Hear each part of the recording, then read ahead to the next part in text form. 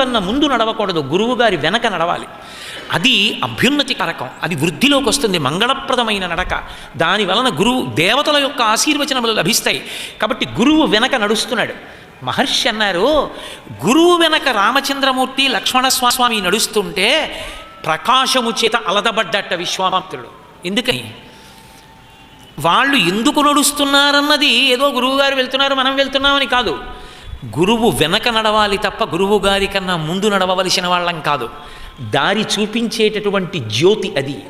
ఆ జ్యోతి కాంతిలో మనం నడవగలం. కానీ అది మన వెనక నడవాలనుకుంటే అంతకన్నా అర్ధరహితమైన విషయం ఇంకొకటి లేదు.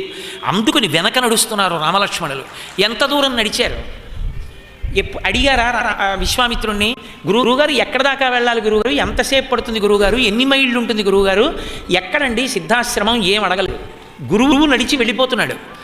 ఇద్దరు ఆ ఉడుము యొక్క తోలుతో చేయబడినటువంటి కవచాల్ని వేళ్ల చివర్లకి తొడుక్కుని ధనస్సులు మూపున పెట్టుకుని విశ్వామిత్రుడి వెనక వెళ్ళిపోతున్నారు. ఏరా ఆకలిస్తోందా, దాహం వేస్తోందా, బడలిగ్గా ఉందా అడగలేదు విశ్వామిత్రుడు. నడిచి వెళ్ళిపోతున్నాడు. ఆయన పెద్దవాడు, మహాతేజోమూర్తి. వెనక రాముడు వెళ్ళిపోతున్నాడు. ఎలా వెళ్ళిపోతున్నాడు? గురువుగారు అడుగు తీసి అడుగు వేస్తుంటే గురువుగారి పాదాల వంక చూస్తున్నాడు. మహానుభావులు కూడా పాదాలు కడగాలనుకుంటారు. మహానుభావులు కూడా ఆ పద రజస్సు తల మీద పడితే చాలనుకుంటారు. ఎంత తపస్సు చేసిన పాదాలు, లోకములు ఆయన పాదముల ముందు వంగిపోతాయి. అటువంటి బ్రహ్మర్షి ఆయన నాకు గురువై నన్ను ఆయన వరించి నడుస్తున్నాడు. ఏమి తేజోమూర్తి, రోమకూపములలోంచి కొడుతోంది కాంతి. ఎంతటి ధర్మమూర్తి! మా గురువుగారు వశిష్ఠుడు చెప్పాడు, ఏష విగ్రహవాన్ ధర్మ అని. అటువంటి వ్యక్తి వెంట నేను నడుస్తున్నాను.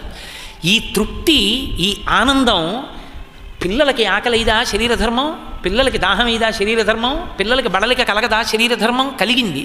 కానీ సంతోషం దీన్ని నొక్కింది. గురువు వెంట వెడుతున్న శిష్యుడు అంత ప్రహృష్టవదనంతో వెళ్ళారు. మా గురువుగారు ముందుండగా నాకేమిటి లోటు అని. సంతలోకి వెడతాడు పిల్లవాడు తండ్రితో కలిసి. ఎంత జనమున్నా తండ్రి చిటికిన వేలు గట్టిగా పట్టుకుని సంతోషంగా నడిచేస్తాడంతే. మా నాన్నగారు ఉన్నారు నాకేమని. గురువుగారు ముందు నడుస్తున్న శిష్యుడికి కూడా అంతే ధైర్యం. మా గురువుగారు ముందుండగా నాకేమవుతుంది? ఒక గురువు దగ్గరికి వెళ్ళి ఒక శిష్యుడు బాధపడ్డాడు, అయ్యా నాకేమైనా ఆపద కలుగుతుందేమో అని. నడుస్తున్న గురువుగారు ఆగి అన్నారు, నిన్ను చెనకాలంటే నన్ను దాటాలి, పరదేవతని దాటాలి, దాటితే రా నీ దగ్గరికి ఉపద్రవం పో.